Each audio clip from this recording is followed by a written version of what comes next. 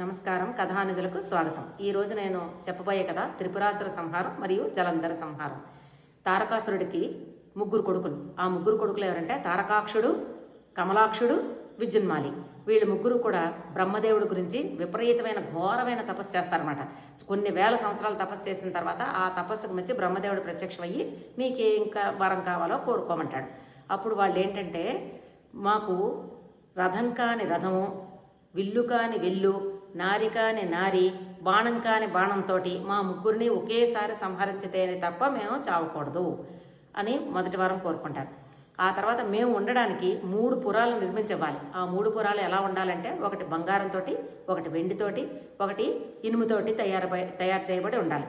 ఆ 3 పురాలు కూడా ఎక్కడ కావాలంటే అక్కడికి ఎగిరిపోతూ ఉండాలి. ఎక్కడ కావాలంటే అక్కడికి ఎగరాలి. గాలిలో మేము నిలబెట్టగలగాలి, ఆకాశంలో నిలబెట్టగలగాలి, ఎక్కడ కావాలంటే అక్కడ ఆగగలగాలి, మళ్ళీ ఎగరగలగాలి. ఇలా ఆ పురాల్లో సకల సౌకర్యాలు ఉండాలి.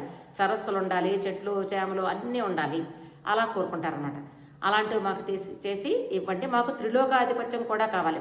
మేము అతి బలవంతులై హ్యాపీగా బతకగలగాలి అని చెప్పి వాళ్ళు కోరుకుంటారు. బ్రహ్మదేవుడు వాళ్ళు అడిగిన వరాలన్నీ ఇచ్చేసి విశ్వకర్మను పిలిపించి ఆ 3 పురాలని నిర్మించమని చెప్పి అతనికి విశ్వకర్మకు పురమాయించేసి ఆయన అదృశ్యమైపోతాడు. వీళ్ళు ఆ 3 పురాలు విశ్వకర్మ నిర్మించేస్తాడు. బంగారు దాంట్లోనేమో తారకాక్షుడు, వెండి దాంట్లోనేమో కమలాక్షుడు, ఇనుముతోటి కట్టిన పురంలోనేమో విద్యున్మాలి నివసిస్తూ ఉంటారన్నమాట. వాళ్ళు ముగ్గురును ఈ బ్రహ్మదేవుడు వరాలతోటి అతి గర్వంగాను ఎక్కడ పడితే అక్కడ ఎగురుతూ అందరూ పురంలోను పెద్ద పెద్ద గ్రామాలు అలాంటి దగ్గర కావాలని ఈ పురాన్ని కింద దింపితే ఆ కిందన వాళ్ళందరూ చనిపోతే, అంటే అక్కడ అలా వాలిపోతుంది అనమాట. పురం వాలిపోతే కిందన అందరూ చనిపోతే వాళ్ళు ఏంటంటే ఆనందిస్తూ అలా అనమాట మొత్తం అందరినీ మునుల్ని మనుషుల్ని త్రిలోకాధిపత్యం మాందే అని చెప్పి ఆ ప్రపంచం అంతటిని కూడా ఏడిపించేస్తూ ఉంటారనమాట. వాళ్ళు విపరీతమైన బాధలు పెట్టేస్తూ ఉంటారు. అప్పుడు వీళ్ళందరూ ఈ మునులందరూ వెళ్ళి మళ్ళీ బ్రహ్మదేవుడిని అడుగుతారు, ఏం చేయాలి, వాడు పెట్టిన బాధలకు మేము తాళలేకపోతున్నాం, ఏం చేయాలో అర్థం అవ్వట్లేదు అని చెప్పి వాళ్ళు బ్రహ్మదేవుడిని అడిగితే, బ్రహ్మదేవుడు నేను ఇచ్చిన వరాలే, నేను కూడా ఏమీ చేయలేను కాబట్టి విష్ణుమూర్తి దగ్గరికి వెళ్దాం పదండి అని విష్ణుమూర్తి దగ్గరికి తీసుకెళ్తాడు. అప్పుడు విష్ణుమూర్తి అంటాడు, నేను కూడా తారకాసుర సంహారం తారకాసురుడి తాలూకా కొడుకులు విపరీతమైన తపస్సు చేసి బోల్డని వరాలు పొందారు. వాళ్ళ ముగ్గురిని ఒకసారి త్రిపురాసులను ఒకసారి చంపడం అన్నది నా వల్ల కూడా కాదు, మనం శివుడిని అడుగుదాం అని చెప్పి శివుడిని వెళ్ళి అడుగుతారు. శివుడు కూడా చెప్తాడు, నా వల్ల కూడా కాదు, నా యొక్క బలాన్ని కూడా మీకు ఇస్తాను, మీరే సంహరించండి వాళ్ళ ముగ్గురు నేను ఆ త్రిపురాసురుల్ని అంటాడనమాట. అని అంటే, అలా కాదు, మా యొక్క బలాల్ని నీకు ఇస్తాము, నువ్వే ఆ పని చేయగలిగిన సమర్థుడివి అని చెప్పి ఈశ్వరుణ్ణి వాళ్ళందరూ వేడుకుంటారు. అప్పుడు ఈశ్వరుడు సరే అని చెప్పి భూమిని, అంటే రథం కాని రథం అంటే భూమినే రథం కింద చేసుకుంటాడు. సూర్యచంద్రులనేమో రథ చక్రాల కింద చేస్తాడు. మేరు పర్వతాన్ని విల్లుగా చేసుకుంటాడు. ఆ వింటి నారికి ఆదిశేషుని ఉపయోగిస్తాడు. బాణం కాని బాణం అంటే విష్ణుమూర్తే బాణంలాగా అయ్యి ఒక్క దెబ్బతోటి ఆ 3 పురాలని ఒకేసారి నేలమట్టం చేసేస్తాడు. ఆ 3 పురాలు కూడా కాలి బుగ్గైపోయి మొత్తం త్రిపురాసుర సంహారం జరిగిపోతుంది ఈశ్వరుడి చేతిలో. జరిగిపోయిన తర్వాత అమ్మయ్య, ఈ త్రిపురాసురుల సంహారం జరిగింది, మనం ఇవాళ నుంచి మనం యజ్ఞయాగాదులు అవి మంచిగా చేసుకోవచ్చు అని చెప్పి మునులందరూ చాలా సంతోషపడతారు.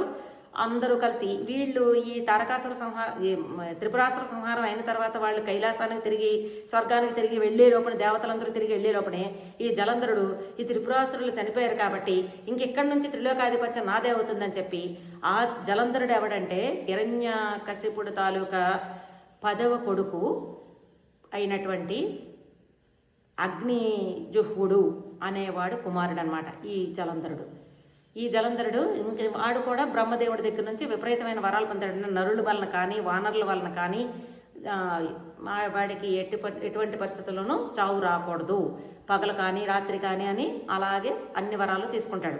ఇంకో అసలైన వరం ఏంటంటే, ఇప్పుడు ఈశ్వరుడికి మెయిన్ ఆయుధం ఏంటి, త్రిశూలం. విష్ణుమూర్తికి ఆయుధం ఏంటి, చక్రం. ఈ 2 ఆయుధాలు ఎవరి ఆయుధాలతో వాడి మీద యుద్ధానికి వెళితే అవి పని చేయవన్నమాట వాడి మీదకి. అలా ఎవరి ఆయుధాలతో వాళ్ళు నా మీదకి యుద్ధం వస్తున్నా సరే, యుద్ధం చేయడానికి వచ్చినా సరే వాళ్ళ ఆయుధాలు పని చేయకూడదు, నేను వాళ్ళ చేతిలో సంహరించబడకూడదు. అది మెయిన్ వరం అనమాట వాడిది, జలంధరుడిది. అలా అనుకుంటాడనమాట. అందువలన వాడు కూడా అప్పుడు మొత్తం 3 త్రిలోకాధిపత్యం నాదే అని చెప్పి ఈ ఇంద్రుడిని వాళ్ళని తరిమేసి మళ్ళీ అంతా వాడు ప్రజారంజకంగా కాకుండా మొత్తం ప్రజలందరికి ప్రజా కంటకంగా పరిపాలిస్తూ ఉంటాడనమాట. అయ్యో ఈ త్రిపురాసురులందరూ చనిపోయారనేసరికి జలంధరుడు వచ్చాడు, ఇప్పుడు మన పరిస్థితి ఏంటంటే మళ్ళీ ముళ్ళందరూ కూడా సమావేశమయ్యి ఇతన్ని అడుగుతారు, మళ్ళీ బ్రహ్మదేవుడిని అడుగుతారు. బ్రహ్మదేవుడు విష్ణుమూర్తి దగ్గరికి వెళ్తే విష్ణుమూర్తి ఈ శివుడు కూడా అప్పటికే వాళ్ళు వాళ్ళ కైలాసాన్ని అక్కడ వైకుంఠాన్ని వదిలేసి మానస సరోవరంకి వెళ్ళిపోయి అక్కడ దాక్కుంటారు ఈ జలంధరుడికి భయపడిపోయి. మానస సరోవరంలో దాక్కుంటాను ఇలా కొన్ని రోజులు జరిగిపోతుంది. ఎక్కడున్నాడో విష్ణుమూర్తి ఎక్కడున్నాడో శివుడు ఎక్కడున్నాడో ఆ జలంధరుడికి తెలియదు. అప్పుడు ఆ జలంధరుడి దగ్గరికి నారదుడు వెళ్ళి వాళ్ళు మానస సరోవరంలో దాక్కున్నారు, వెళ్ళి అక్కడ వాళ్ళని అక్కడ పట్టుకో అని చెప్తాడనమాట. అప్పుడు ఈ జలంధరుడు వెళ్ళి మానస సరోవరంలో లోపలికి వెళ్ళిపోయి మొత్తం నీళ్ళన్నీ గెలికేసి వెతికేస్తూ ఉంటాడు. ఈ లోపల వీళ్ళు అక్కడికి వచ్చేస్తున్నారన్న సంగతి తెలిసి, అంటే జలంధరుడు వాళ్ళని వెతుక్కుంటూ వస్తున్నాడన్న సంగతి నారదుడే మళ్ళీ విష్ణుమూర్తికి శివుడికి చెప్తాడనమాట. అప్పుడు వాళ్ళు పరబ్రహ్మని ప్రార్థిస్తే ఆ పరబ్రహ్మ ఏం చెప్తాడంటే, మీ యొక్క ఆయుధాలు ఒకరికొకరు మార్చుకొని అతను సంహారం చేయండి, జలంధరుడి సంహారం చేయండి అని ఉపాయం చెప్పి అదృశ్యమైపోతాడు. పరబ్రహ్మ అంటే ఈ విష్ణుమూర్తి శివుడు కాకుండా పరబ్రహ్మని ప్రార్థిస్తారనమాట వాళ్ళు. అక్కడ వాళ్ళు ఆ సలహా ఇచ్చి పరబ్రహ్మ వెళ్ళిపోతాడు. అప్పుడు వాళ్ళు ఏం చేస్తారంటే, వీడు ఈ నీళ్ళల్లో వెతుకుతున్నప్పుడు వీళ్ళు వచ్చి గట్టు మీద కూర్చుంటారనమాట. వీడు నీళ్ళంతా మొత్తం మనసరోవరం అంతా వెతికేసి బయటకు వస్తాడు జలంధరుడు. వచ్చేసరికి వీళ్ళు గట్టు మీద విష్ణుమూర్తి శివుడు ఉంటాడనమాట. ఉండగానే వాళ్ళ యుద్ధంతో వాళ్ళతోటి కలియబడతాడు. వాళ్ళతోటి యుద్ధం అలా చాలా 40 రోజులు జరుగుతుందనమాట. 40 days యుద్ధం జరిగిన తర్వాత అప్పుడు వీళ్ళు శివుడు తాలూకా శూలాన్ని విష్ణుమూర్తి తీసుకుని, విష్ణుమూర్తి తాలూకా చక్రాన్ని శివుడు తీసుకుని వాడిని సంహరిస్తారు. జలంధరుడి సంహారం ఆ విధంగా జరుగుతుందన్నమాట. ఈ కథ మీకు నచ్చినట్టయితే లైక్ చేయండి, షేర్ చేయండి. మా ఛానల్ని మరిన్ని కథల కోసం ఫాలో అవ్వండి. నేను రేపు చెప్పబోయే కొత్త కథ గండకీ నది, సాలగ్రామాలు ఎలా ఏర్పడుతున్నాయి, ఇప్పటి వరకు ఏ విధంగా ఉంది, తులసీదేవి యొక్క పాతివ్రత్యం, ఆ కథని రేపు నేను మీకు అందించబోతున్నాను.